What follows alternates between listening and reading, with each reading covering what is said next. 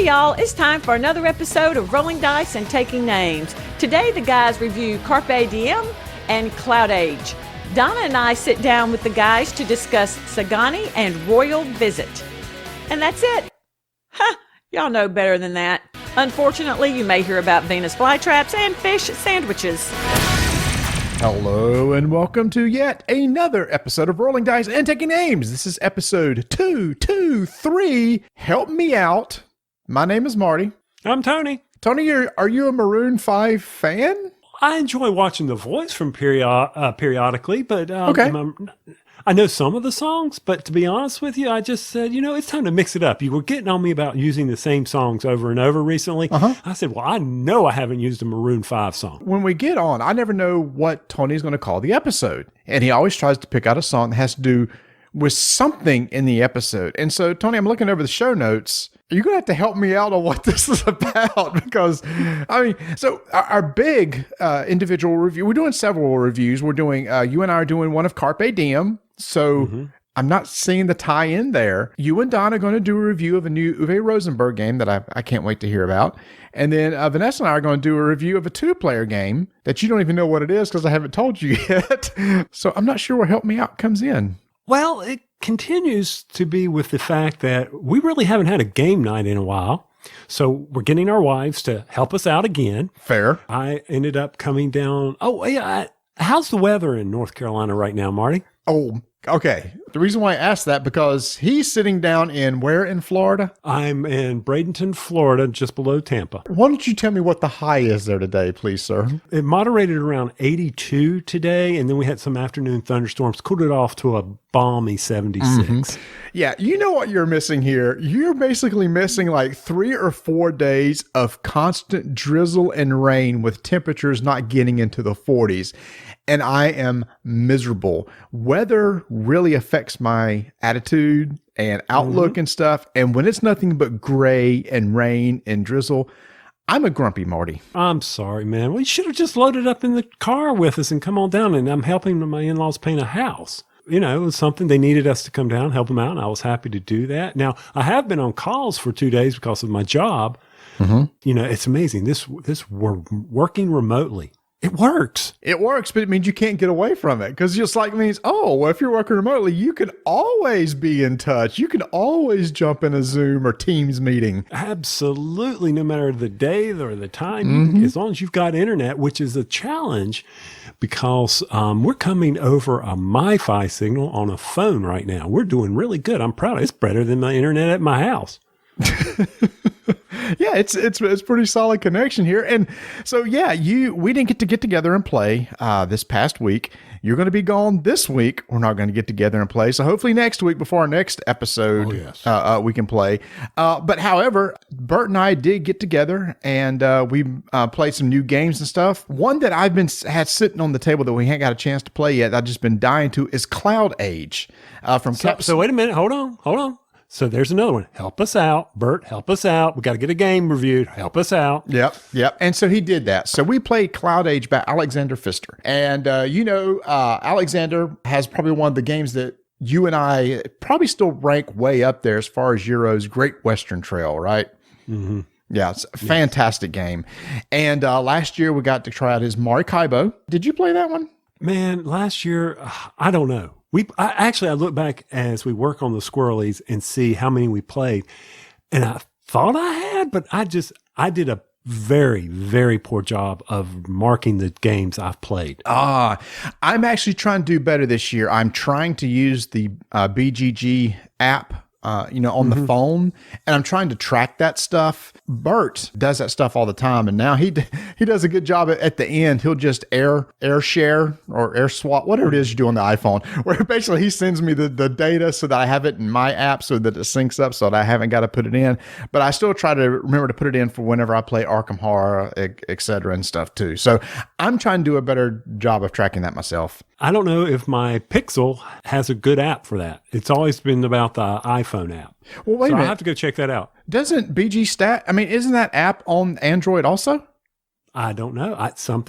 Once again, something I need to go check out. Because a while back, I know it didn't work very well. I know it was there. Yeah. But or it may have been it was on my old phone, and then when I swapped over, I didn't load it up, and I didn't even think about it. It's been heavily revamped. The user interface is a lot easier. The synchronization between the website, BGG, and your phone's a lot easier. So, if you go and log on the website, it'll automatically sync down to your phone, vice versa.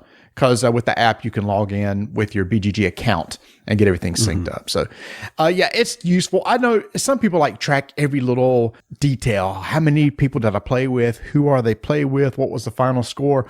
I don't need to know that. I just really want to know what was played and what wasn't played. Because then, like you said, at the end of the year, when it's time for the squirrelies and stuff, I can at least go back and look through, all the games I played and start ranking them, setting them up and everything. Absolutely. So back to Cloudage. Yeah, so Cloudage, to me, has a feel of Maracaibo in that, in Maracaibo, it had kind of a legacy feel in that as you progress through different scenarios of the campaign, more cards were added, more effects were added, the board was changed, etc. So that is offered here, which is nice. But, however, I'm not a big legacy type person. I know that the times that I get Cloudage to the table, and there are 7 chapters in this campaign, that it may be weeks, when I go to play chapter 5 to chapter 6 and have to remember, what happened last time and stuff. That's why these games typically don't appeal to me. But what I like about this one is that, or you could they have 3 standalone scenarios. Okay, now this is nice because the board and the cards and stuff are set up depending on whichever scenario you play.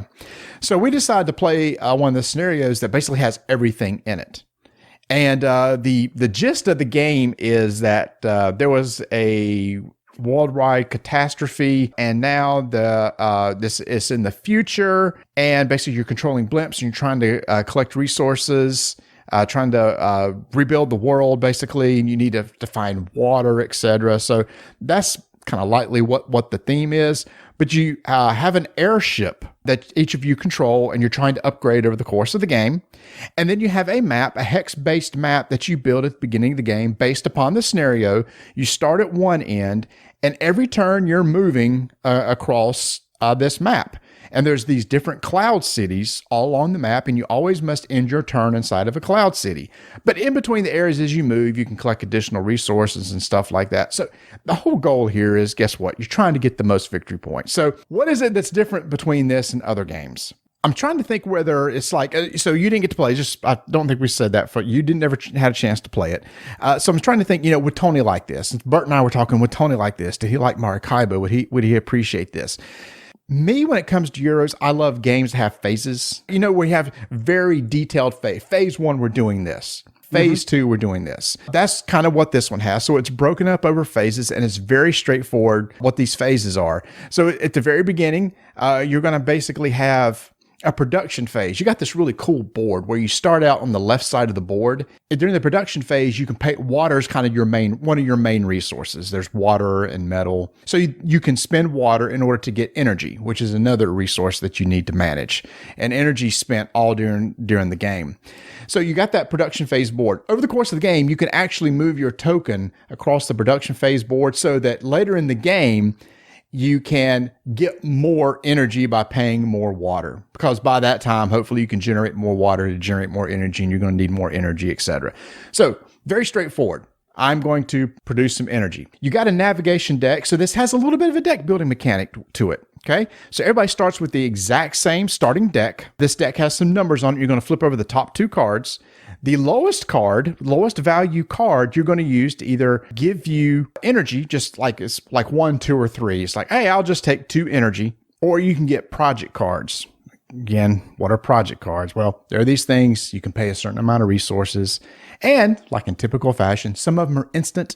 You get a one-time ability. Some are ongoing, etc. So very standard fare so far, right? So there's nothing really unique yet. The other card is basically whatever value it is. The higher number is what you can use to move your little airship across the map. As you move across the map, if you move into an area that gives you some free stuff, etc., you can do that. But you always must end in a cloud city. And when you go into a cloud city, there's always going to be some sort of combat. Your airship can be upgraded in 3 different ways. You can spend metal in order to upgrade your propellers to give you greater movement. You can upgrade your weapons, your guns, so that you can have higher attack values. Because when you go in to attack somebody, you're going to count up whatever your current attack value is, and then you can pay an energy to flip over the top card of your navigation deck. It's going to have some sort of value to it. Add it to whatever your attack value is and see what it is in the city. If you win, you get stuff. That's it. It's kind of way if you win the battle, you're going to get some points, you're going to get some water, etc., like that. If you don't pass, you can always spend 2 more energy to keep flipping over cards if you want to try to beat it. But then you're blowing through your energy if you do that. So after all that is said and done, you've moved and everything like that, it's time to get to what I think was the more interesting part. So here, this is kind of has a follower mechanic. I've never not heard this term before, but you know in Puerto Rico, where each of us will pick a role, whatever role that you pick usually has some sort of bonus. If you pick it, you're the first one to pick it because you pick that one, you get some sort of special action with it. This is kind of the same way because there's these cards that you can add to your navigation deck. One of 3 cards you can add to your navigation deck, and you'll take one of your pawns and put it underneath the card. And each of the cards will give you one of 4 different resources. You can either draw some additional project cards or get some water or get some energy or get some metal. But here's where it's kind of different. You're given clear sleeves, and I had to put cloud stickers on them. Okay, so it was a transparent sleeve, and I had to affix a cloud sticker to it. You're going to take 8 of those navigation cards, shuffle them, and put them into the sleeve.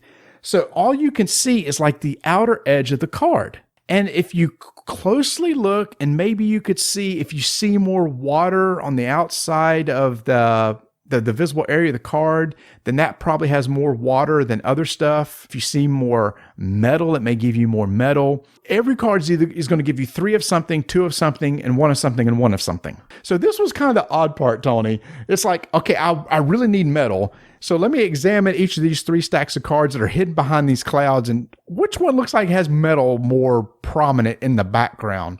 And then you stick your token there, and then the other people will stick their tokens on the other places. You pull the sleeve out and resolve. You know, if Bert had put his on the water, he'd get however much water is indicated. I would get the metal, etc. So that's the part, Tony, that I thought was a little different. Okay. And I was following you up to, so you're putting stickers on stuff, and in this action, that's the follower action. That's what you're going to do. Someone's going, is Bert going to stick his on a different one? No, he will stick his on the same one. So if, say, I'm first player, I'm going to say, I'm going to put my pawn underneath this one card. Bert must also put it in one of the other available slots on that card. And if we're playing multiple players, more people will do the same. Reveal the card. Everybody gets something. There might be some bonuses. When you pull it out, it's like, hey, if you happen to pick the water, guess what? You also get to cull one of your cards from the navigation deck. Like one of them is a 0. Okay. You want to get rid of the 0. One of them will let you maybe draw some additional project cards. So then after that's resolved, then let's say it's Bert's turn. Then he goes and picks one of the 3 cards and puts his pawn there. And then I must put my pawn under the same card. And if you're playing, you'd have to do the same thing. Then if it's your turn, you get to do it too.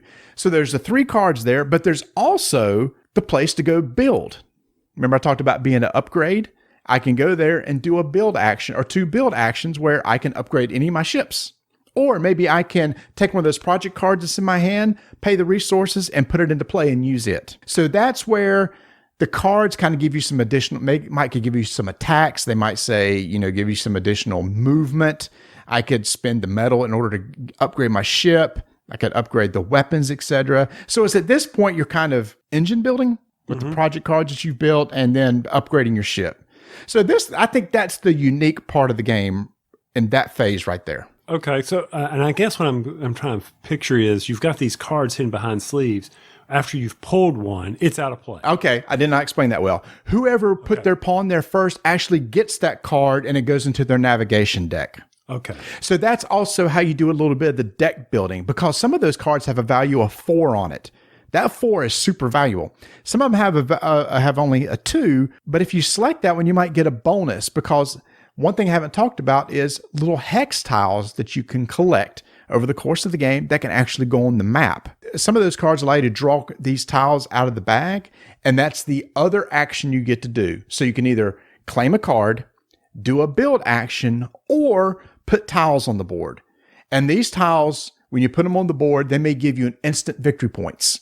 They may give you instant resources, etc. That's just a free action that you could do, but you can also upgrade. So when the game starts, if you take that action, you can only put down 2 tiles, but you can upgrade your ship that maybe the next time you could put 3 tiles down or 4 tiles down. So just taking that action, like Bert upgraded, that's part of his ship. And he took that action, was able to put down 4 tiles, and he had 4 tiles that were 2 points apiece. So basically 2, 4, 6, 8 points. Thank you. It's like, wow, that was a sweet little move right there. So he took the path of, I'm going to be putting down a bunch of tiles to get resources and victory points. I was trying to go the combat path. Every time I went into a city, I wanted to just, win the combat so I can earn victory points and get a lot of extra resources and stuff.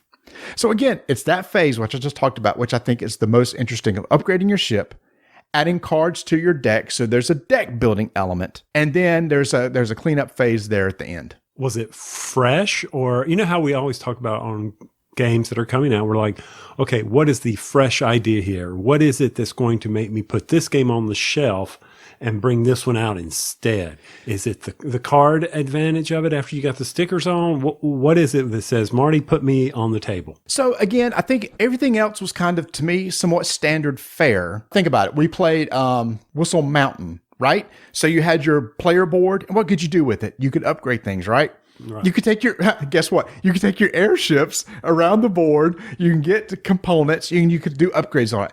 All that felt like this. I can move my airship around, get resources, and then there's a phase where I can do the upgrades. The deck building is kind of cool. We've seen some really cool deck building things this past year. You saw Dune. We saw Lost Ruins of Arnak, which took deck building to a unique level.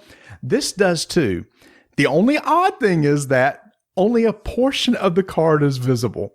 So what the value of the card is that'll go in your navigation deck that'll help you for movement and getting resources when you draw those 2 cards, are for combat. But what you're going to get, you're not exactly sure until you pull the card out of the sleeve and actually see, oh, so I'll get this much water on this card or this much energy, etc. But you've played this, so if I were to come in fresh and never played it, you could probably look at that card and know exactly which one it is. Yes. So as we played the game, we were starting to pick up, okay, wow, yeah, I see along the outer edge here, there's a lot of this particular terrain or this stuff and then there's a little legend that's like, oh, well, if you see a lot of this one, that means you're going to draw a lot of project cards, or you'll get a lot of water, or you'll get a lot of energy. So yeah, you can sort of pick that out, but everything else you really can't. Maybe you could say, ooh, there seems like there's mostly water and maybe second most energy. So then you're hoping, I said one thing will get 3, one thing will give out 2. Maybe you could pick out that the second thing's a 2. Right. I'm curious of why Alexander decided to make that information hidden. I guess maybe because it was too much of an advantage if when I was going to make a selection, I could for sure see what I'll be getting on that card. I'd be curious to see why he thought, let's hide that little bit of information from you. It's interesting, and it's a great way to bring in an expansion for sure. You could probably easily bring in an expansion with, additional scenarios, additional part of the campaign, which introduces cards. To me, it was an easy game to learn. I love a game that's broken down into phases like this. It's very simple. What do we do on the production phase? Well, I can spend water and get energy. Awesome. Next, flip over the top 2 cards of your navigation deck. Whichever one's lowest, you can either draw project cards or take energy. The other one is your base movement plus whatever you've upgraded on your ship. Awesome. I'm going to move my ship. Hey, you need to make a combat. Then you resolve that. And once you have a combat in one city, you can never do it again. When you go to a city, there's a row of blocks you have on your player board, and you remove that cube and put it on the city. That's also your round markers, which I think is clever too. So then there'll be a certain point during the game where you unlock things on your board. There's little story elements. Depending on the campaign or the scenario, when you cross from one round to another, you have a scenario card or campaign card that says, hey, at this part in the game, you get some stuff. Something happens. So there's certain things between rounds that may trigger too, based on the campaign or scenario that you're playing. No, I didn't get a chance to play it because I do like the various distinct phases that you know what you're doing, as long as they don't get repetitive. Because, we've talked about that in the past where we've been playing a game and suddenly it was like, okay, go through this phase, rinse and repeat. Yeah. Where's the variability? Where is the strategy? Where is it that I'm not constantly doing generate this to get this to get this? Okay, go back to the beginning. Same thing, Mm-hmm. I like the variability from that standpoint. There wasn't a lot of downtime either. Like the production phase, everybody can resolve the production phase at once. Everybody can flip over their top 2 cards. Now, maybe when you do the movement, you probably have to go in turn order because you can't stop on a space where somebody else is. So you have to do that in turn order. But then the next one is when you're putting out your pawns to get the cards or whatever. Well, then everybody gets to act, right? Everybody's constantly involved during that whole portion. So there's very little downtime in the game, which is nice. Now, what's interesting is I have not read a lot of reviews on this game, but seen some that it was like people weren't that crazy about it. They seemed to like Maracaibo better. I think they're both good games. I think they're solid games. I don't know that I like one more than the other. I really do appreciate the element of this one of scenarios where I don't have to play a campaign. And 6 months from now, I can just pull this game off the shelf, pick one of those scenarios, set it up and play without having to remember what happened in the past. That's good. Is it a quick teach? Do you feel like it's a quick teach? I kind of do feel like it's a quick teach because now again, you just teach the phases. In this phase, you're going to do this. Everybody understand that phase? In this phase, you're going to do this. Everybody understand that? The icons are very easy and straightforward to follow. So again, you say, what makes it stand out? To me, what makes it stand out is the one phase where you've got the cards that are partially hidden in those deck sleeves or card sleeves. And you go and put your pawns and resolve those actions, either adding new cards to your deck through deck building, doing upgrades to your ship, or putting new terrain tiles out on the board, which gives you benefits. And it's out. It is out right now from Capstone Games. Alexander Pfister, did this one. So, we tend to like his games. We love Great Western Trail. To me, this feels nothing like Great Western Trail. This does not feel like, this is a clone of something else. Even though some people may compare it to Maracaibo, I don't know that I exactly do because Maracaibo, you constantly went around the island. You had your ships that was going around and you stop at ports and whichever port you stopped at would give you something, etc. To me, this seems like it'd be an easier teach than Maracaibo. Both would be a fresh teach to me because I don't remember. I'm just like that way. Yeah. So again, if you like Pfister, I say try it out. Okay. Again, for me, Great Western Trail is still my top game from him, especially with the expansion and everything like that. I think this one is probably easier to teach than Great Western Trail. I think it plays quicker than Great Western Trail. I think there's less downtime than Great Western Trail. But I love the theme of Great Western Trail, the Western theme, and the whole cool thing of people adding new buildings over the course of the game. So every time you take that loop through the trail, there's going to be new buildings out there that you can use and take advantage of. Okay. As long as you keep, keeping it fresh. That's the big thing. Yep. Absolutely. All right. Well, I hate I missed game night, but that's all right. I'll get back to it. We'll find something else. I mean, we got some more games coming in. Very excited about it. Like you said, Don will be on talking about it. And you've got a game with Vanessa that I can't wait to hear it in post-editing production to find out what it is. Hold on. I'll tell you what it is because I got it sitting over here. It is Royal Visit by Yellow Games. Oh, nice. This is a 2-player only game, plays in 20 minutes. So when Vanessa asked, okay, tell me about this game, 2-player only, how long does it play? 20 minutes. Okay, I'll do it. So this is like right up her alley right here. Small box game. This is a brand new game. I'm not even sure if it's available yet. So I'm looking forward to trying this. It's not a co-op game. It's a head-to-head game. And looks like, very little components. So setup and everything looks like it's going to be pretty straightforward. It does. So hopefully she'll enjoy that and be able to talk positively about that. See, that's the thing. When I'm not at game night, there's a lot of positivity on the show. Wow. I'm not sure. I'm not sure how to take that. No, well, let's take it what it is. I mean, Vanessa comes on. She's real happy, go lucky, and Donna keeps me straight. So there, what can we say? But, when we get together, I get all negative. My underwear gets all in a bunch or something. I don't know what the problem is with me. Speaking of underwear in a bunch, maybe you weren't going to speak of that. I was not going to speak of a bunchy underwear. We're talking about the wives, and yet we're recording on Valentine's Day. So? Oh, wow. Okay. So you know me as well as anybody, including my wife. You know me that Valentine's Day is nothing more than a made-up holiday, in my opinion. Okay, it's a way to sell flowers, candy, and cards. And I told my wife 20-plus years ago, I don't play that game. Every day is your Valentine's Day. If I'm not doing that, that's seriously, sweet. think about it. If you're not doing that, then you are missing it completely. You should not wait for one day. It's a special day to go out on a date. No, you're going out and you're paying expensive stuff. There's no sense in it. Yeah, I'm grumpy. I'm old. I can't help it. It's the way it is. So we don't have a big deal with Valentine's Day either. We typically will go out and eat, but we typically go before or after Valentine's Day because it's insane to go out and eat on Valentine's Day. So this morning we went to we wanted to go do a brunch at a place we'd been not in several years, to a place called a Broken Egg. Another Broken Egg. Do you know it? So it's a breakfast brunch place. Really, really nice place. And it was packed. Well, not packed. Took us forever to get in because it was limited, obviously, seating. So we had to wait like an hour before we got in. So luckily we had to do a Target run. Oh, remind me Target run in a second because there's something really cool that I'm trying to collect and maybe you can help me collect it. So we ended up coming back and doing that. But so we went to Lowe's yesterday for going out for Valentine's Day. Let's go buy some picture wire, some new hangers because Vanessa wanted to hang some pictures. And while we were there, Vanessa loves to always go look at the plant section. I was picking up the picture wire and stuff. And so I went to look for her. I knew where she would be. And she was standing there staring at something. I walked up to her and said, "What are you looking at?" She said, "Look at this. They sell Venus flytraps here." And I went, "What?" She said, "Yes, a Venus flytrap." And she looked at me and said, "We got to get one of these, don't you?" I went, "Yes, we got to get one of these. I've never owned a Venus flytrap."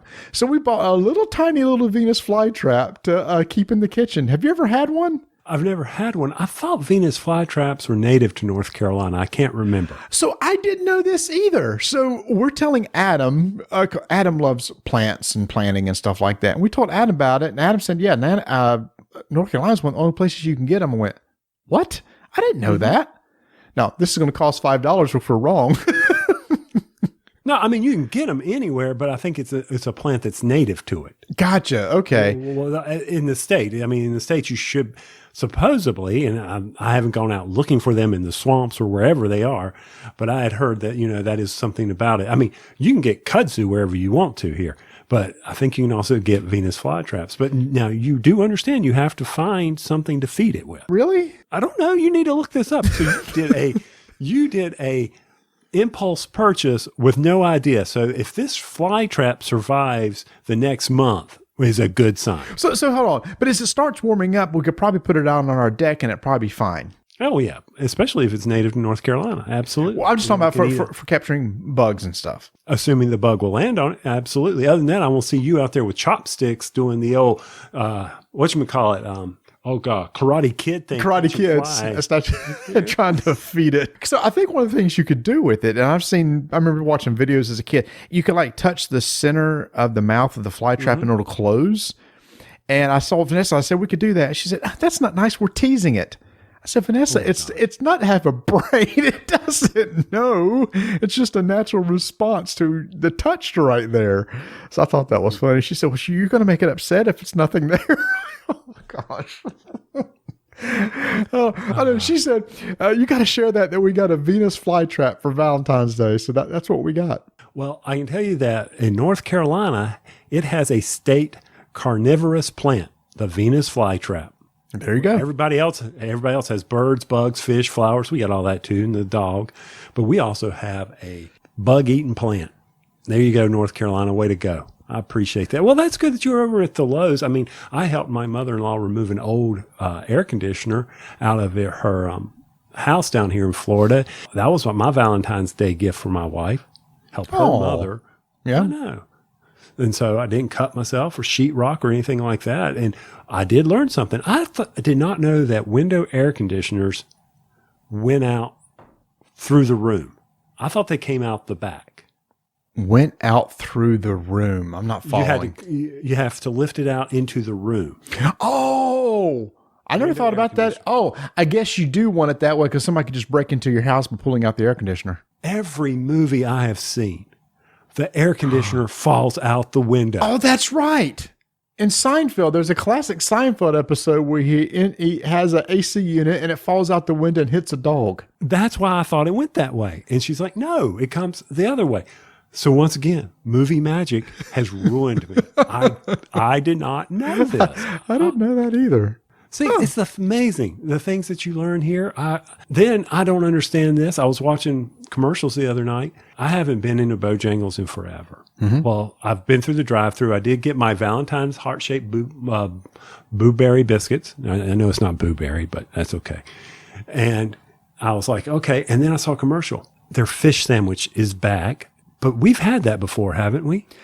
I have. Now, I love a good fish sandwich. Oh, me too.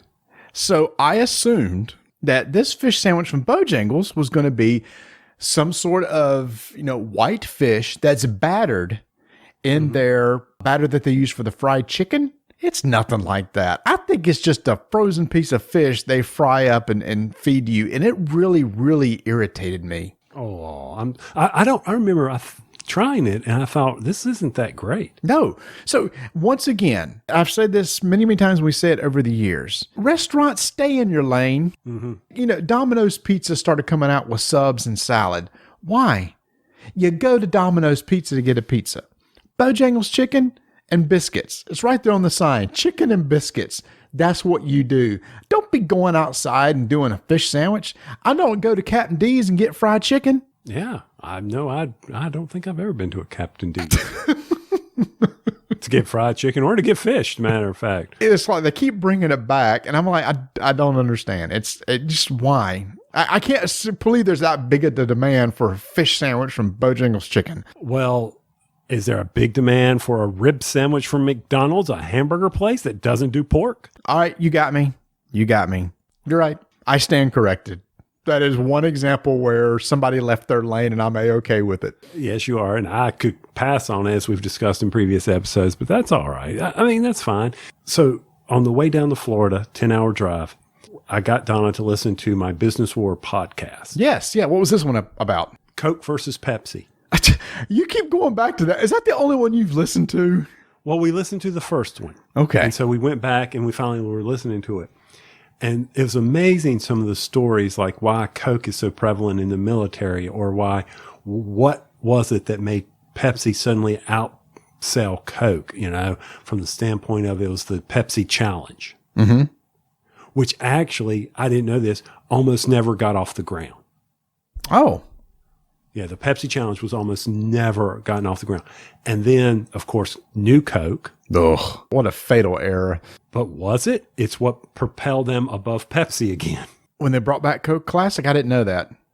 When they brought back Coke Classic, that got them above Pepsi again. Do you remember when at a time there was both? There was Coca-Cola and then there was Coca-Cola Classic. And you had to specifically ask for the classic, or you're going to get that new nasty tasting thing. Absolutely. And they said it took them 10 years to phase it away to where you wouldn't even remember it. And I was just like, man, then they talked about, of course, for you and I, we know all about this, the Michael Jackson commercial for Pepsi. Yep. When his hair caught on fire. Absolutely. And what it took for that to happen, $5 million deal. It's just amazing. I enjoy that podcast. Kind of like what people are thinking, would you guys get to something we would enjoy? Okay. How about this? We always like to talk about a couple, maybe Kickstarters, right? So tonight with Vanessa, another thing we did for Valentine's Day, thank you so much, Vanessa, for playing, Inside Up Games. Our good friend Connor over there has a new game that's out on Kickstarter right now called Block and Key. This is really cool, and it's going to be hard to explain on a podcast, so you just need to go out to the Kickstarter, which will be in our show notes for this section that we're talking about right here for Block and Key. Tony, have you by chance at least seen a picture of this thing? Yes, I have seen a picture. I've seen his little tweets whenever I get over there once a week.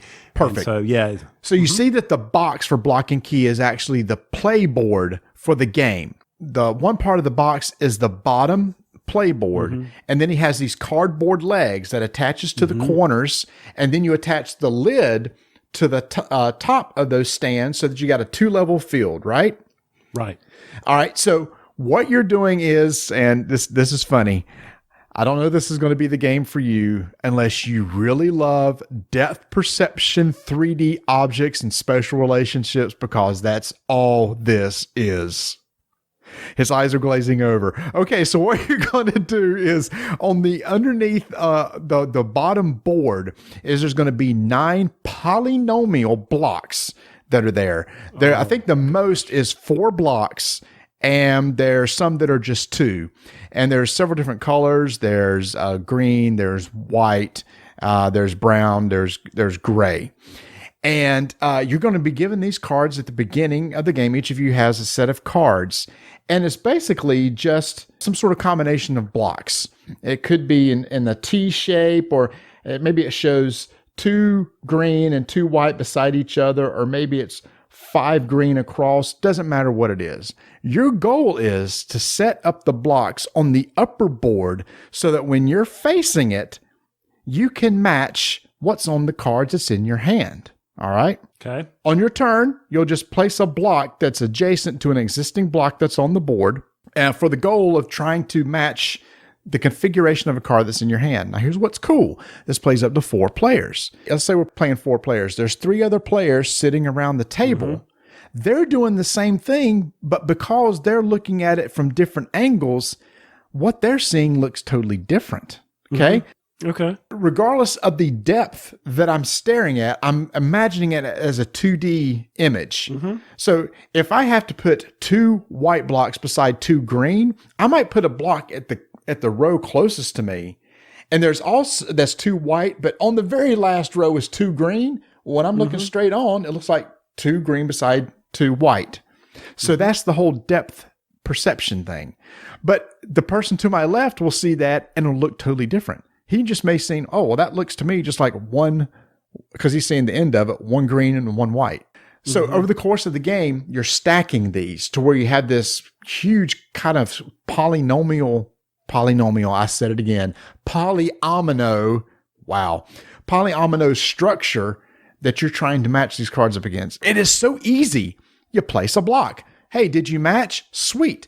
You put that into the pile that you've completed that one. You draw a new card from either the medium difficulty or hard difficulty. If you don't want to place, there are 9 blocks on the board on the lower board. You'll either take a row or column of 3, whichever ones that you want, then replace those, and you'll have those ready for the next turn. That's it. The only thing you have to remember are the placement rules. You must place your block where it touches an existing block. If it touches the face of another block, the piece that you place must be taller than the block of the face that it's touching. If you place corner to corner, where just corners are touching, the whole height rule doesn't matter at all. So at that point, whoa. See that? I know. This is the weird part. So what you're telling me is, so I can envision what you've said so far, but it's the building of the layers. If I place a block and then I need to put a block on top of it, won't it fall off behind it? Or you could stack. You really got to play this. You could stack a block right on top of a block that somebody else has already placed. Mm-hmm. Those blocks are taller than the ones that it's touching because you're putting on top of another one. So you can stack vertically. The only rule vertically is it can't be taller than 6 blocks. That's the only rule for going vertical. So nothing could be over 6 blocks tall. Are the blocks, like you said, a block of 2, a block of 5? What's the... So there's a block of maybe 4. There is like an S, not an S shape, but you know in Tetris how you have the 2 blocks like shifted by 1. So like, you could have the... I'm doing this show on Tony and people are like, we don't know what you're seeing, Marty. Picture Tetris. There are Tetris pieces like that. There's L shapes, except they're 3D. So they're not 2D, they're 3D blocks that you're actually putting on the top platform. And the reason why it's raised is so you can easily see it sitting at the table. So you ain't got to squat or anything. You're basically looking face on at all those blocks. And the cards that you get, you can rotate them however you want to get it to match. Okay. And guess what? Sometimes Vanessa will put a block into place that happened to make the requirement that I needed. So I was able to complete a card. You could complete multiple cards in one turn. I might place a block that finishes X amount of cards. I complete them all, then draw back up to 4 cards in my hand. You go until somebody completes 11 cards. Each of those cards have a point value on it. You add all those up, and then there's another thing about everybody has a unique color that they're trying to get, so that at the very end of the game, they count however many blocks of those colors that they see, divide by 3. So that's another little thing. But whoever has the most points wins. Actually, I would enjoy this very much. You would? Because I didn't think you liked these sort of games. These 3D games of block placement and depth perception. I thought you said you weren't good at those. I'm not good at them. Doesn't mean I don't like them. Okay. There's a difference. Okay. First off, as you and I have both celebrated our recent birthdays, as I get older, I am seriously looking at games that will continue to challenge that mental part. This is it. And I told Connor, I said, dude, this is a solid game. It is super easy to teach. You can easily teach the placement rules by example so that people can understand what you're talking about. It's hard just to explain verbally. You either can do 1, 2 things on your turn, place a block, grab new blocks, period. That's it. I told him, I said, this needs to be in a big box store. I said, this needs to be in Target. If games like abstract games like Azul are in Target, to me, this is way easier to teach and grasp than Azul. This is a 100% a family game. This is really a solid game. And the only thing is, I kind of wish the corner pieces that are used, the corner cardboard pieces used to build up the 2 platform, I wish those were plastic. But I understand he needs to keep the cost down because these corner pieces, they have to fold and they have to kind of fit into the corners at the top and bottom. I'm afraid that over time, cardboard fatigue will set in and they won't stick as well. I wish those were plastic, but if he does want to go into like big box stores, he needs to keep the cost down as much as possible. Absolutely. And it opens up a third party market or an accessory where you could actually build your own platform type mechanism if you need to. Yeah. Yeah. I wish him luck on this. I mean, like I said, I backed City Builder. Yeah. God, I cannot wait when can we play that? Well, unfortunately, poor Connor has getting bit by the shipping container is still stuck in China syndrome. Like everybody else. Absolutely. And he apologized on the Kickstarter update. He said, I'm sorry if y'all want to cancel your order. I completely understand. I, of course, am not canceling my order. I'm waiting for that game. I'm excited to play that game. It's a tile laying game. You and I had a blast with it. I love the cooperative nature of that game, City Builder. So hopefully some people canceled. And if you haven't thought about picking this one up, maybe you can get their copies. I'm just telling you right now, but I'm excited for that. I mean, you and I, Connor's a great guy. So wish him luck with that. I'm excited for this. Block and Key. It's going to make. It's too simple and good. It has great table presence. It looks so good on the table. It needs to be in a big box store. There's no reason why this couldn't sit beside like Blockus or other games like that, in Target and stuff like that. So that for sure needs to happen. The other big Kickstarter news. So we were so bummed out last year when Cubicle 7 lost the rights to the Lord of the Rings RPGs. They did the One Ring and they did the Adventures in Middle Earth. Well, the company that got the rights to that is now bringing the One Ring back, and it's currently on Kickstarter right now. It'll still be going when this episode releases. It's the One Ring. It's from Free League Publishing. The original designer of the game is retweaking the rules, kind of simplifying some of the rules, redoing it. The goal was for $12,000. As of this recording, it has made $866,000. I guess it succeeded. I am backing this bad boy. The art looks absolutely amazing. The starter box looks really cool. I love anything Lord of the Rings. I never got to play the One Ring itself. That I had the book, but we never played. We always did Adventures in Middle Earth. On the Kickstarter, it's very interesting. It says people are asking about a 5e edition. They said, stay tuned. We will be coming out with an edition that will work in 5e, D&D 5e. So we will be able to play that again. But I'm very excited about this. Anything Lord of the Rings I'm in, the art looks absolutely amazing. I wish I had the money to dump into the collector's edition because the leather-bound leather edition looks so good. So yeah, I don't know when this is supposed to come out in November 2021. So it'd be sometime the end of this year. I never did get to play the One Ring. I want to get the starter box and actually try it sometime. Oh, good. Then maybe you can host an online session. I would love to. The different thing about the One Ring is that you aren't like super powered people. You're just the average Joe Blows who happen to be called up in something and want to go on an adventure. So you don't have a lot of special abilities. You're just like an average person who maybe can carry a sword or maybe shoot a bow sort of deal. That's kind of like same thing with journeys or adventures. Oh, that's true. Yeah, nobody had like magic or anything like that, did they? No, not really. I mean, it wasn't. I mean, we didn't play it enough to, dwell into it and take into all the special characteristics that came along with it. And that's fine. I mean, yeah, they'll look good on your shelf and it'll still smell new 2 to 3 years later.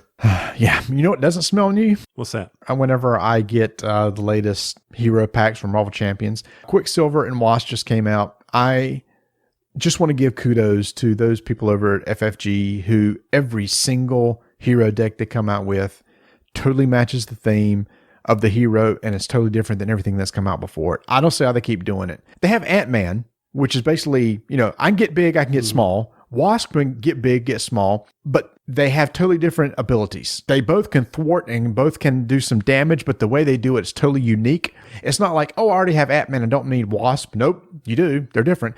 Quicksilver, very understandable mechanic. Basically, he has a bunch of cards that can keep readying him. He'll exhaust, do something, play a card, ready him. Do something with him, ready him again. He's one of those things where he could just do multiple actions of a turn. So thematically, he's being able to do a lot of attacks per turn, etc., like that. So kudos to them. I know you haven't have you played any solo Marvel Champions at all? Have you tried it out? Not in a while. I need to. I was thinking about that the other day. I need to get all the solos on the table and just spend weekend. If I was still in North Carolina, this would be the perfect time with the cold, wet, dreary rain. I'd be there. Yep. Hey, why don't you do this? Why don't you put that on the table and put a camera down on it and go on our Twitch channel and do a little solo game right there? Yeah, I could do that. I'll just have to come over and find out how to do that. You told me to go watch something about an OBDS inlay templates. I don't know, man. That's funny. And lastly, just talking about the Fantasy Flight game. So still playing Arkham Horror. We play once a week. We have one more scenario left in the Circle Undone. I play this all the time. I don't talk about it all the time, but I just want to talk about this really, really cool scenario that we just played. It's basically Pandemic. So typically in Arkham Horror LCG, you have a map set up. Typically, most of them are you go to locations, you try to get clues. Clues will advance the act, which is what you're trying to advance to get through the story. The game is playing against you. At the beginning of every round, a Doom token is added to the agenda deck. And once so many agenda tokens are added to a card, it flips to the next one. Bad things happen. So that's the main mechanic. Except in this scenario, because what happens is at the beginning of the round, instead of a Doom token coming out, breaches come out onto the board. So you have all the locations, you randomly select 3 locations, and a breach token goes onto a location.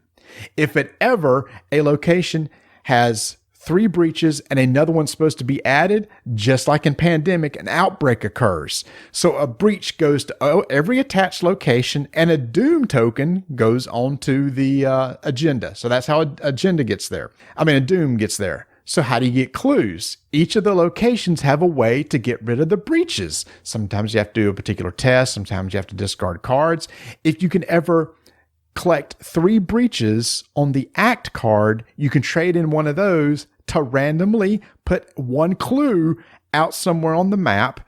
And you do that, and then you collect clues like before. That whole thing of breaches randomly popping up on the map and then outbreaks occurring, it's 100% Pandemic. They've never done anything like that before, and it was absolutely amazing. I'm still amazed to this day how they can make every single scenario feel so different.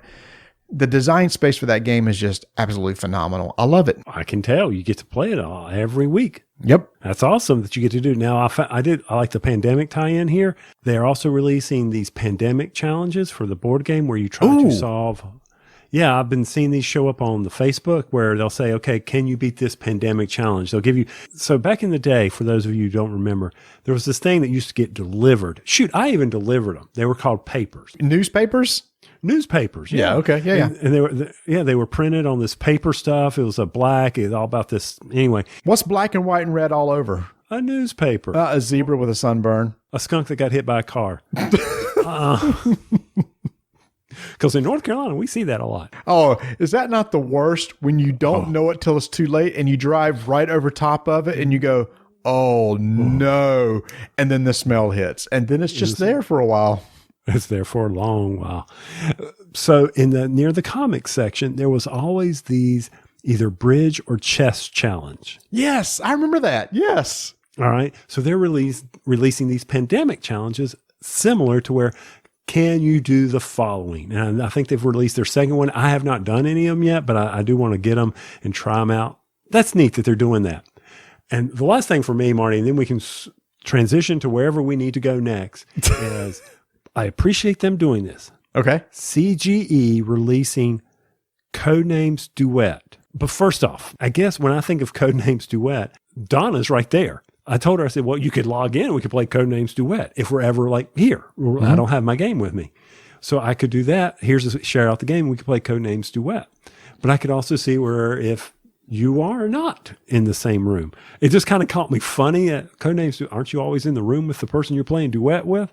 Well, I guess not.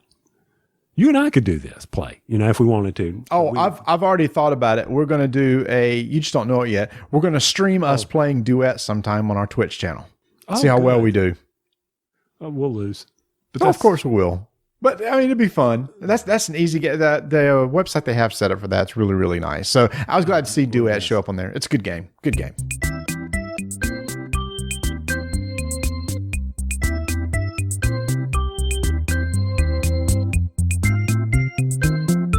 Tony, a game that you and I have not gotten on the table in a while from Portal Games is 51st State. And there's an expansion coming out called Moloch. The game is playing against the rest of the players there. So you have these cards that are coming out that are affecting every single one of us.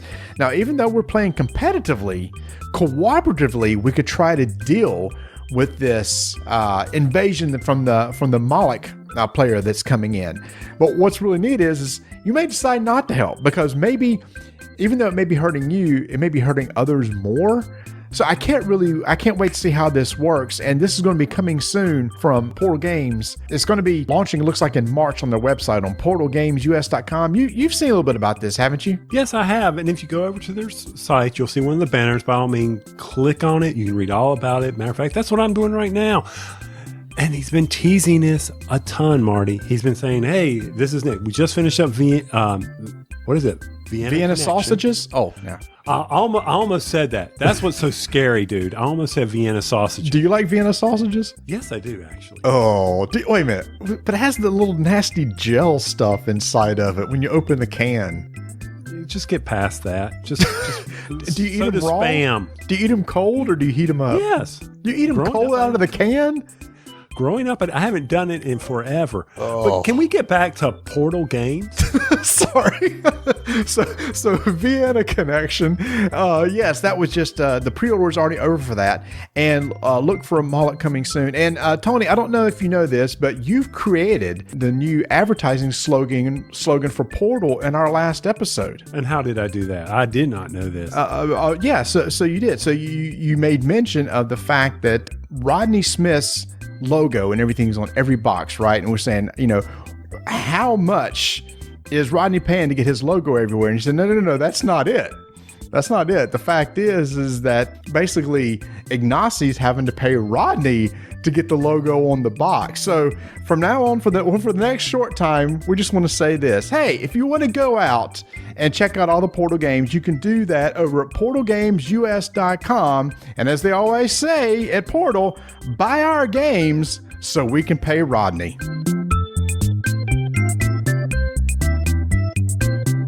So here at Rolling Dice and Taking Names, sometimes we are lucky enough to get games that are fairly old back on the table, especially when they do a updated, re-release, special, mega version.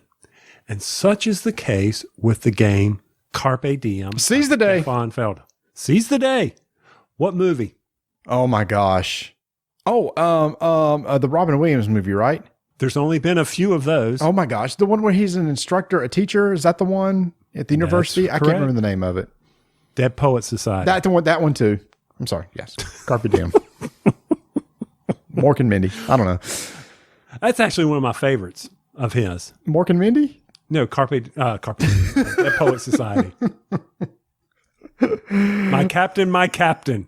Carpe Diem by Stefan Feld. Yeah, what about it? We got the new and improved version of that. Now, you were telling me about some of the improvements to it, and you were talking about how they changed the way that you can move your figure on the board, how it's now a circle. Did you ever see how it was before? No, I did not. So this is a tile placement game.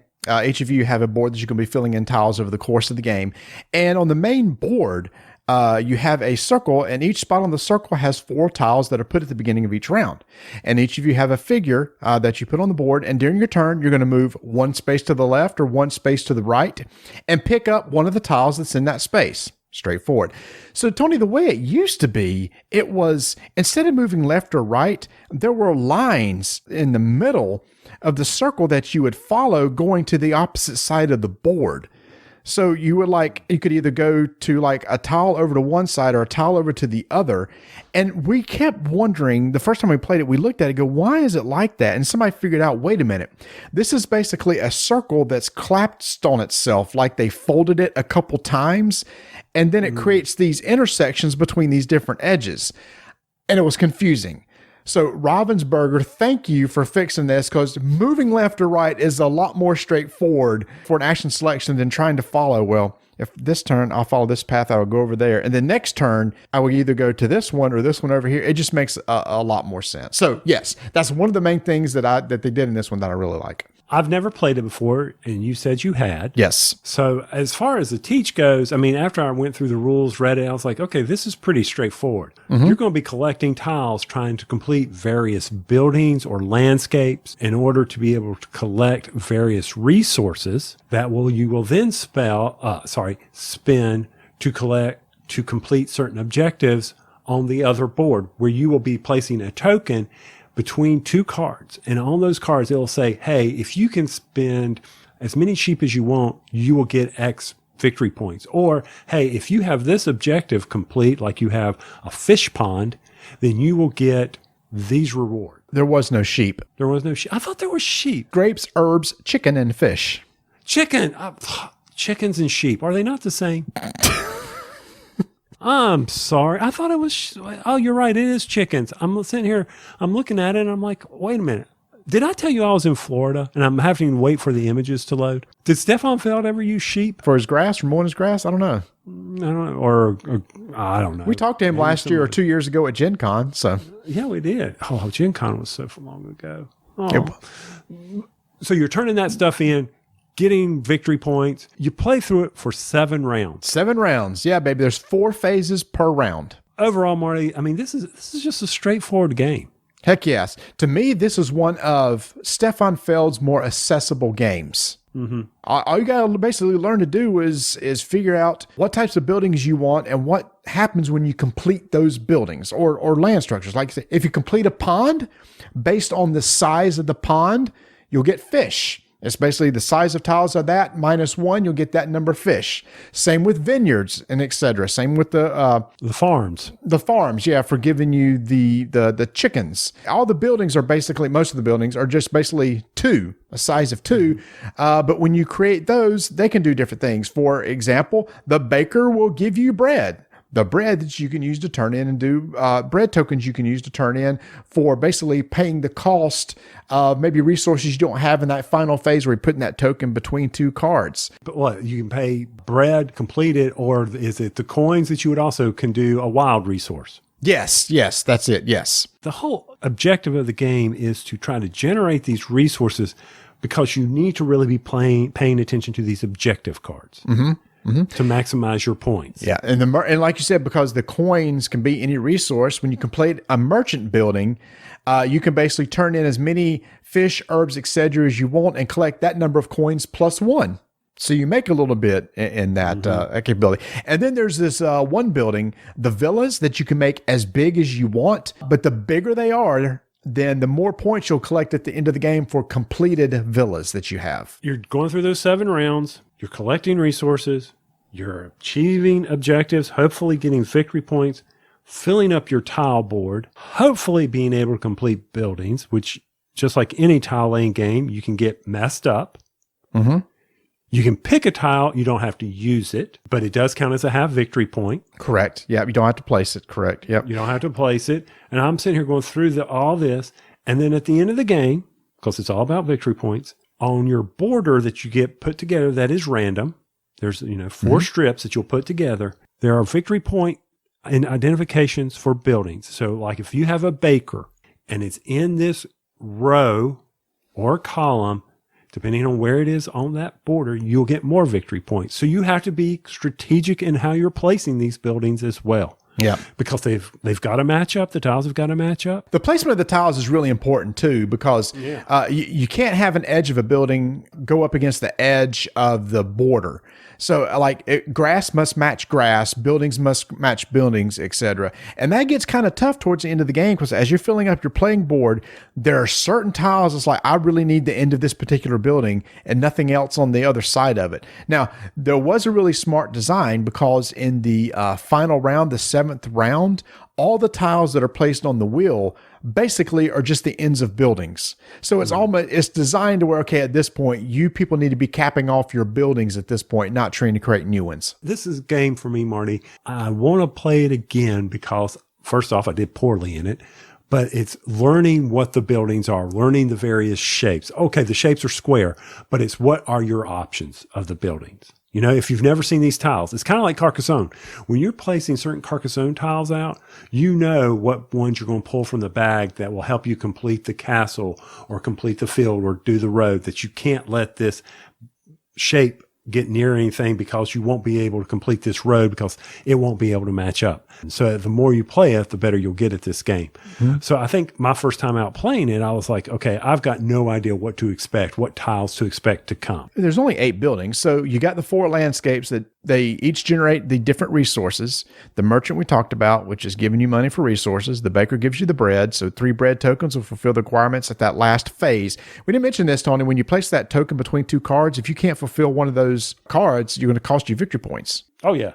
So right. Typical Feld thing, there's a way to lose that. There's an administrator building. Will let you move 2 spaces up on the bandolier bar, which basically determines first player.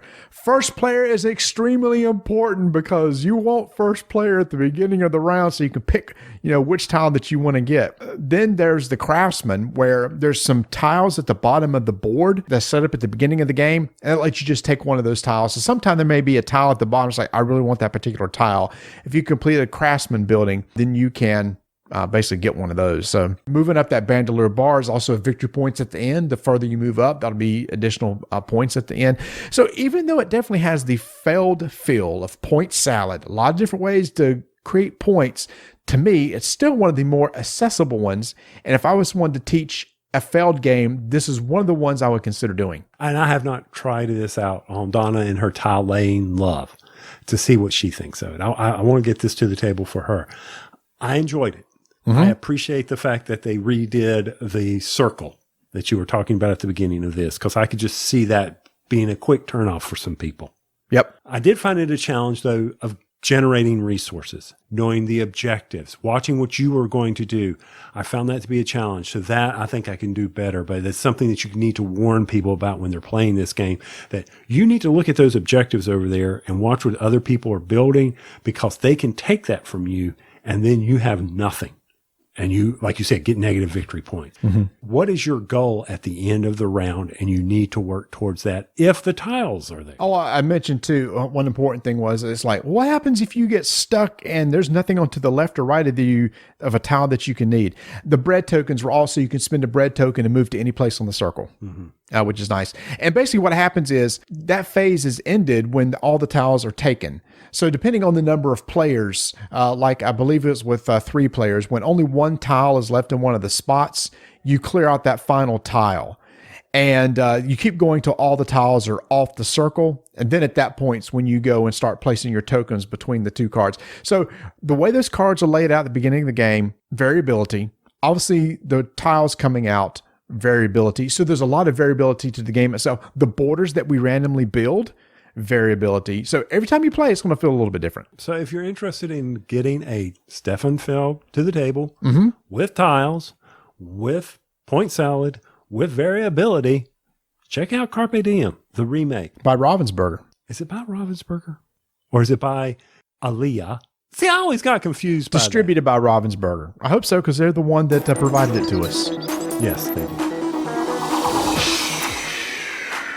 Vanessa, the king is coming, but I want him to come to my chateau. Why yours? Mine is better. I want him to come to mine. No. My chateau is much better. And when the king comes to town, the king wants to come to Vanessa's house. Because it's homey. It's not a chateau. It is a homey place to come and sip some Irish cream coffee like I'm sipping right now. I don't know if he's Irish or not. Coffee made Irish cream creamer right here. Come to my chateau. That might pull him in right there. That's exactly what we're trying to do in this re-release of a game from Reiner Knizia from back in 2006 called Royal Visit. This is a 2-player game, plays 20 to 30 minutes, where there is a board on the table, it's not really a board, it's a mat made out of nice cloth, and on your side is 8 spaces. I got to stop you, Marty. Oh, here we go. I got to stop you. Yep, here we go. Because I want all the listeners to stop and call all of their friends who have ever asked them what is a good game to play with the kids, like early on to get them into gaming. What does it say on the box? 8 and up?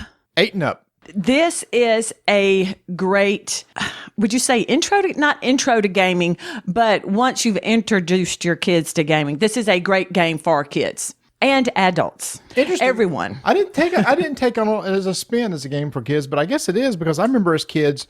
Then you weren't listening after we played it because I specifically said that. I wish that we could go back and find all the people who've asked, because many years ago we did a segment on games for kids. I really, really, really like this game. Well, I guess its core, it's a card game.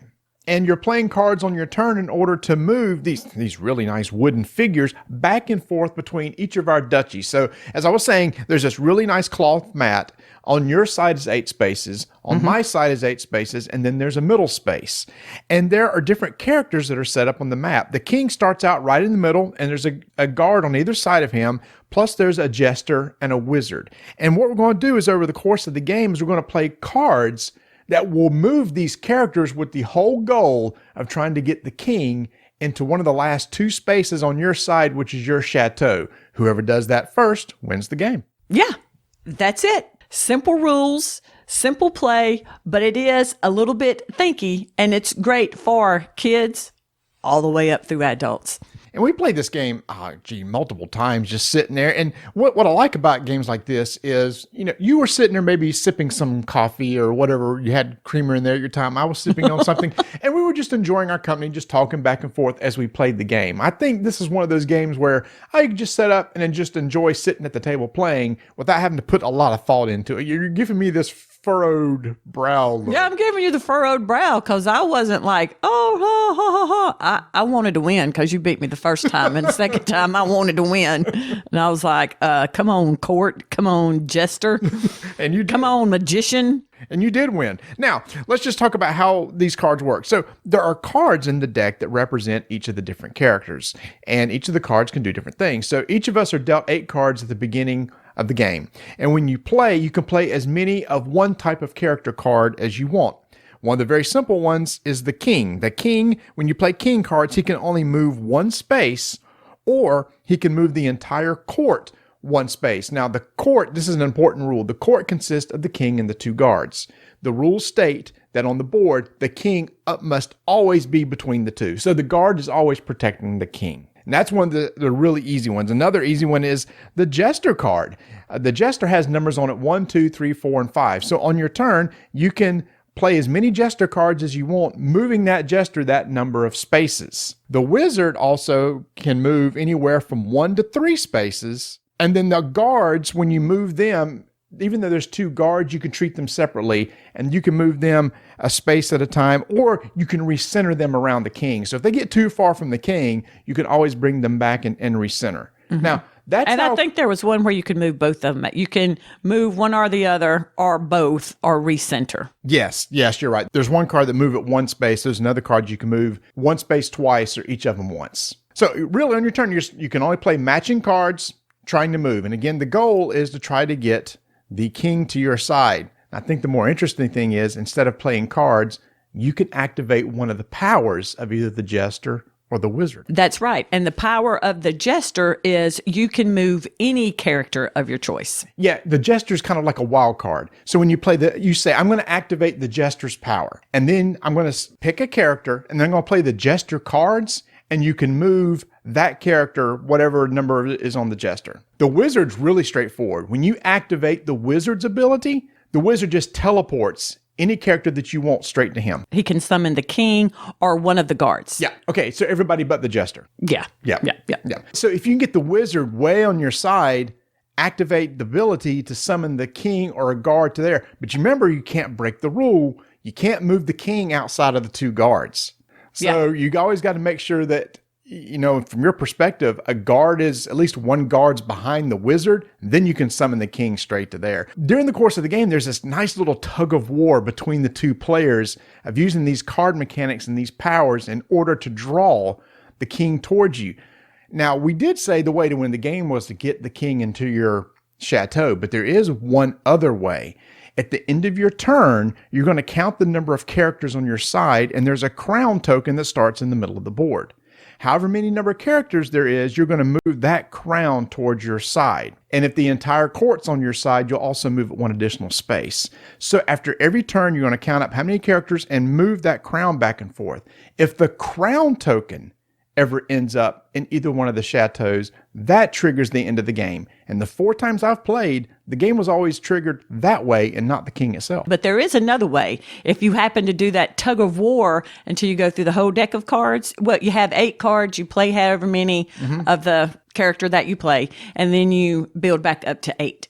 So if you go through the deck of cards, you reshuffle, go through it a second time, and the game would end after that, and then whichever side the king or crown? The king. Whichever side the king was on, then they would be the winner. So it's not an infinite game. You would only go through the deck twice. So it's one of those things, there's really 3 ways to win the game, because if you get through the entire game and end up the king on your side, you'll also win that way too. The game's going to automatically end by itself. It's kind of a built-in clock, so it's not going to last forever. And both times that we played it, it went really fast. It didn't even take 20 minutes, I don't think. Nope.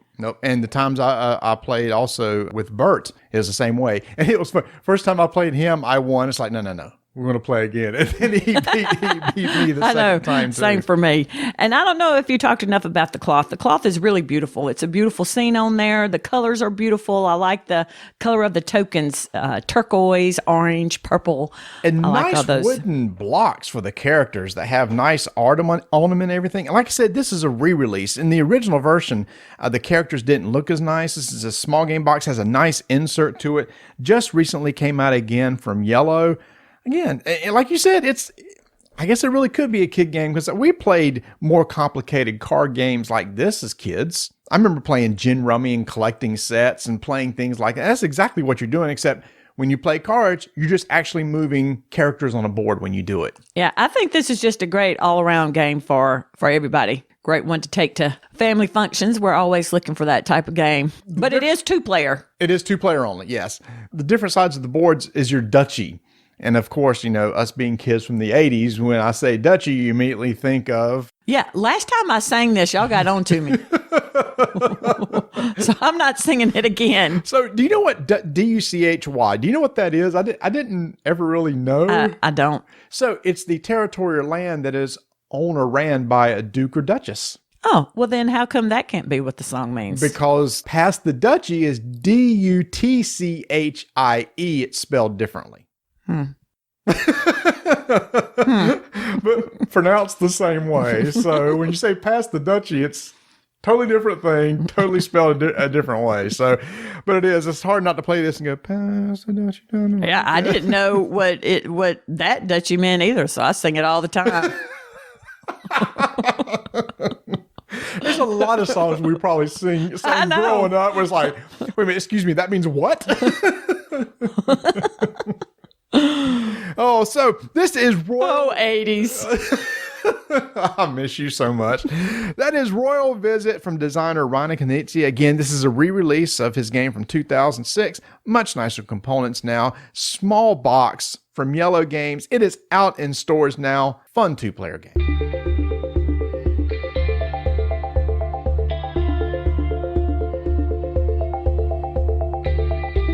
MiniatureMarket.com. Have you gone there recently? Yes. You checked out? You have. Mm-hmm. You still got something on hold for us, and you swear that you don't. I know you put something on hold for us. Yeah, I probably do have several things on hold for us. I just don't remember what they are. Well, I would like them delivered at some point. Well, you need to buy more stuff to get over the $100 so we can get free shipping. The shipping's not that much, dude. Just pay the man. We got to get people working here. Okay? Okay, fine. All right. I'll get it released. My bad. Sorry. I'll do it. I mean, I will look at some of the new folded space inserts that they've got over there. Uh-huh. And then if I find out, if I keep going over to Miniature Market, their splash page is going to say, hey, we've got this on sale. Like if you might have missed it, if you still play Guild Ball, they had their stuff 70% off. 70%. And then the other day, I'm on the front page, just randomly going over to Miniature Market and say, I wonder what they have this week. Oh, look, they have all this really cool looking terrain. There's the Wild West Exodus scenes. I'm like, what is this Wild West Exodus? Why do I need this? I don't need this, but oh, that would look so good. And my Forbidden Frog stuff, if I had that. Did you check those out? I did not. You need to go over to miniaturemarket.com. Check. Look at this War Cradle scenes. Here's my problem, Tony. When I go to Miniature Market, I tend to end up on the Guild's Workshop page. Guild's Workshop. My gosh, where in the heck did that come from? Games Workshop page, and then I end up buying like Warcry stuff. Well, okay. Why are we not at $100 then? We're trying to save money. Okay. Well, I mean, okay. I was like, what is this Wild West? Well, this Wild West Exodus rules and GUBBINS set, new arrival. It's a new arrival for $22, but I can buy all this really cool terrain that looks good. Well, here's the thing, Tony. What happens if somebody can't go there every day? You know what they can do? They can go over there and sign up for the newsletter, and they can find out when new pre-orders come up. They can find out when the new games arise and when prices are reduced. And then it tells me whenever I go there, it tells me how many points I have saved up because they have a rewards program that you can take advantage of. Maybe you should drop my stuff out of your thing so I can get my reward points. Oh yeah, here it is. I got 2 orders awaiting release right here. Yep, that we ordered back on December 4th and December 6th. It has been a while, hasn't it? What do we even order, man? Oh, I ordered a couple Arkham horror things. Shock. One of the new novellas. And what's it you wanted? Oh, the Lord of the Rings, Journeys in Middle-earth, Villains of Ererador figure pack. Yeah, they probably sold out now. No, because when you buy it, they pull it off and put it on the shelf, and they leave it there waiting for you to close your order, and they're probably waiting on us so they can free up that shelf space. They need to free up that shelf space, so make sure that happens. Also, gift certificates are so easy at Miniature Market. You just need a name and an email address, and you can send it to anybody. Oh, yeah, I know that because I've been doing it, giving people $5 for mistakes in the episode.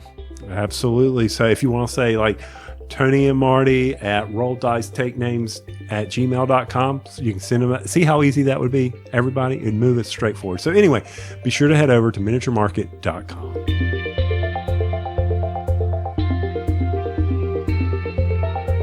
Hey, babe. Welcome back. Thanks for having me. I'm glad you took time out of your schedule to come online. Well, you're not even online. You're sitting right here. Yeah, and my schedule is just jam-packed. During these times, I know it is. You always, got to get something done at the house, got to work. But you sat down and played a new game with me called Sagani. Is that what?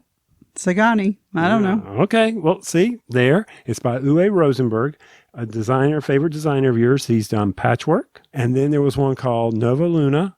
There's a lot of them that we've played. And in this game, we are trying to waken the elements, the spirits of the world, by placing a tile down.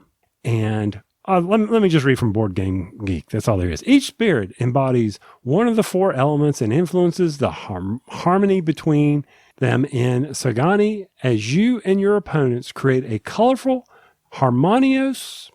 Is that what? Harmonious. Harmonious? Harmonious. Okay, that's much better. World by employing your sound disc. The spirits become fully visible. Every spirit that shows up also brings you a step closer to victory. In this game, all we're doing is picking from a choice of tiles and putting them in our tableau, our world, our play area, and each one has a separate play area. And when you do that, you're placing these discs on top of it. These tiles have arrows pointing in various directions, diagonal, up, down, right. And what you're trying to do, those arrows have various colors. if those arrows point to a color in your disc, in your world, then you can... In that direction. In that direction. Very good. You may cover that up with one of your sound discs. So for instance, let's say a tile is a 3-point tile. There will be 2 arrows on it, and they will point to 2 colors. In order to score that tile, you have to cover up both those arrows. Those arrows have to point to the appropriate color. Doesn't matter if that color has been scored or hasn't been scored, as long as that arrow is pointing to it, and it can jump over other tiles to get there. You may cover up that sound disc. Sounds complicated when I explain it, but it's really not, is it? No, the actual play of it is simple. The logistics of it is simple. I think the strategy is what's kind of complicated and fun about it. You've got those 5 tiles to pick from, and you're trying to build out this order that allows you to immediately place a tile and score it, or possibly score it later. You've got a limited number of sound discs. And if you're not careful, you can run out of those, and then you are penalized for that. Because the only way you can recover those sound discs, of course, is scoring the tile. And as your world grows, it gets harder and harder for those tiles to score. And so there's a lot of strategy in that. Or at least it was for me. Well, there was for me. But did you like it? Did you enjoy the game? Yeah, I think so. I would like to try it again. And I'm curious how it changes with more people. Yeah, with 2 people, we had to score up to 75 points. And at the beginning, it seemed like, oh, I was going to run away with it. But if you remember correctly, and I'm sure you do, you won. I scored 75 first, but on your last turn. No. You have that backwards. I scored 75 and you had the last turn and you beat me by 2. Oh, okay. I like my memory better. It just goes better for me. Yeah, right. This is where Marty gets on me. I don't explain how to play the game very well. Obvious based on this intro. But it's one of those games where I can sit there and I can show it to you. I can teach it to you fairly quickly. But me trying to tell you what strategy you want to employ is different, because you were talking about, well, maybe I should do this next time. Well, we played it twice, and the first time you totally destroyed me. But I think I wasn't really taking into account how difficult it was to finish some of the higher point tiles, and I used some of those, and then I got into a hole, and I think once you're in the hole, you can't dig yourself out of it. I mean, that's the one thing I would say about it. You might as well just end it there, which I pretty much did, because there was no way I could come back from it. The second time we played it, I realized that you couldn't really put light colors together. It didn't really work to your advantage to do that. They kind of needed to be spaced out, and kind of in all different directions. So instead of having 2 or 3 blue tiles clustered together, it would make more sense that each kind of row and column had them, or diagonals, because then you could finish up multiple tiles even at one time. Yeah, and that's very important that you try to build out that strategy, because one rule that's definitely there is after the first tile, any tile after that must be adjacent to another tile. And that was kind of hard because I would want to go diagonally, and you can't go diagonally until you build adjacent. Right. So you've got a tile that that diagonal one is pointing right there. So I need to jump that tile and go diagonal. Well, that means it's going to take me another tile attached to the one I want to jump to put the diagonal tile on, but then that locks up. Well, that's a whole new tile is pointing to a whole bunch of other colors, and you've got to put that in consideration as you're playing the game. That to me was probably the hardest thing for me to grasp, was that type of, it's not spatial relations. It was just getting that plan out. How it's going to come up based on the tiles that were available to us. Exactly. So I think you kind of have to plan out a little bit and not go for the instant gratification of finishing a tile, but at the same time, you can't dig yourself into too deep of a hole. Yeah, picking up all these high point 10 tiles, because tiles are either 1, 3, 6, or 10 in scoring. And if you say, well, I'm going to grab all these 10s and end it soon, it's going to be very hard to complete. No, then you run out of the sound discs. Yeah. Yeah, and so you got to think about that. So sometimes taking a 1-pointer is helpful, but if you take too many of those, you're not going to score well, and people can eventually leap past you. Now, I will say one thing. when the area where you get to pick from the storage, the shop, whatever you want to call it. I know there's a name. I don't have the rule book on me, but you get 5 tiles to choose from. That does not refresh. So each player will get to choose a tile. If the last tile is a tile you don't want, then you are able to discard it, or not discard it. You put it in this area on the board, on the scoreboard, and you're able to pick a tile from the top of the stack and put in play. Now, you don't know where the arrows are. You just know the point value. And that was something interesting.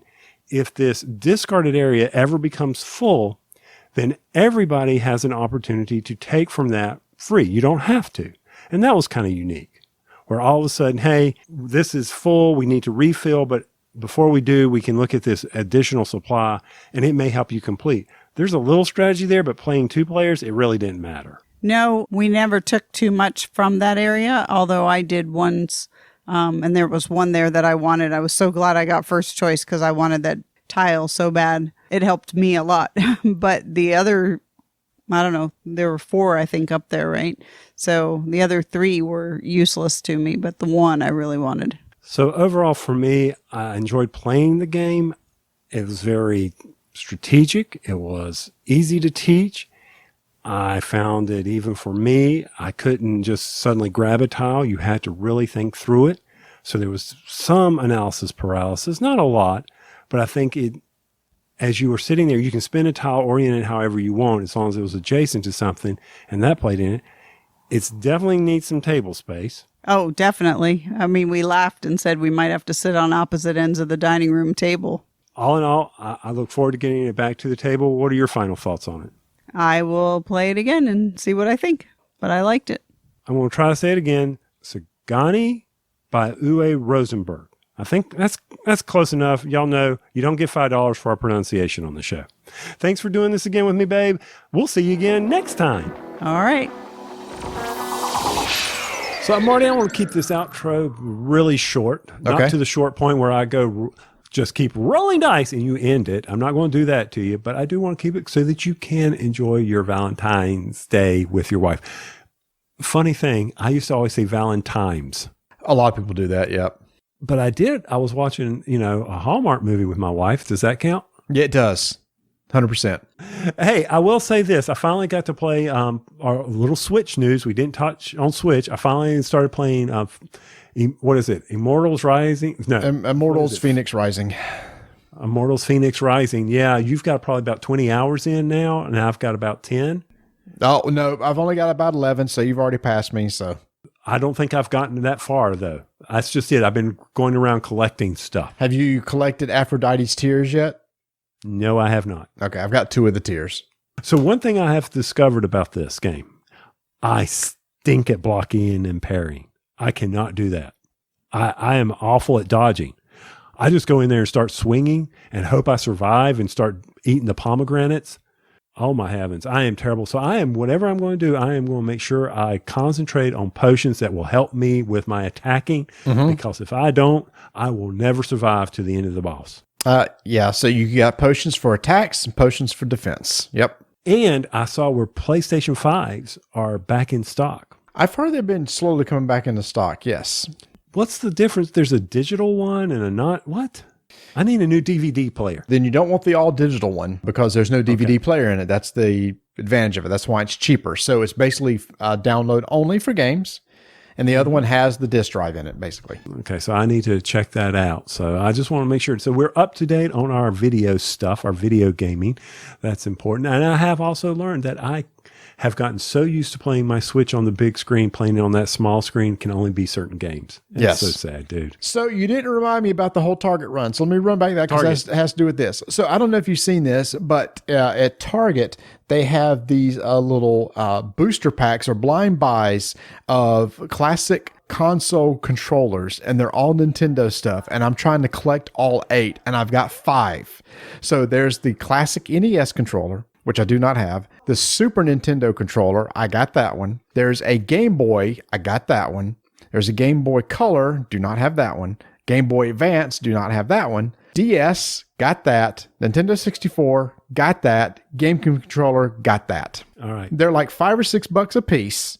I'm trying to collect all. Now I'm getting to that area where the chances of me getting a duplicate's now pretty high. I've only gotten one duplicate so far. So you got to go, it's a blind buy. You'll see them in an end cap somewhere. Are they in the video game or toy? Typically, they're with like the Magic, the Gathering, and Pokemon area. All right. So that's usually at the front of the store, unless they've changed. I haven't been in a Target in forever because there's not one near me, but I will do that for you.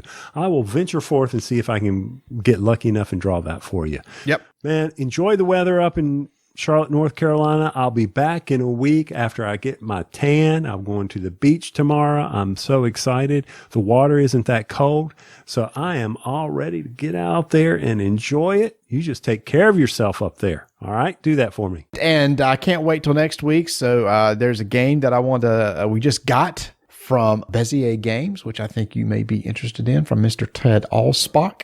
Maybe we can get that at the table and try that. He always has some really cool games. Who knows what else is going to show up, but hopefully next week we can get together and actually play so that our wives won't be like, oh my gosh, you need me to record something else again. But we appreciate them so much for coming on and doing that for us, because it at least gives us content. Boy, something's got to give us content, because we've just been talking for, an hour and a half, and I don't know if we can have any content. I don't think we have anything interesting that was said in the past hour and a half.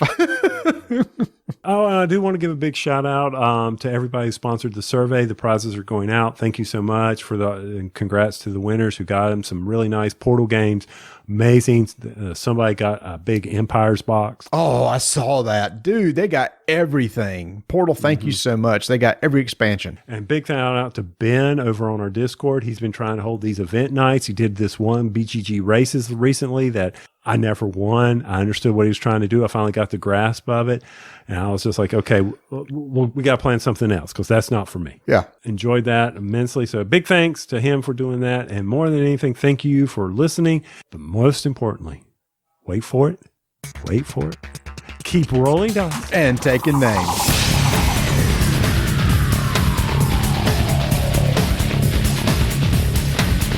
Thanks for listening, everybody. We have our squirrelies coming up, and if you want to, you can follow us on Twitter and Instagram at Dyson Names. Come join our Discord channel. Like I said, maybe we can get Tony to the table next week, and we can come back next time and actually talk about a game that we played together. Tony, Bojangles Chicken offering a fish sandwich is like rolling dice and taking names having a thoughtful review on a game. We got to stay in the lane, man. Got to. You couldn't have summed it up better if you tried.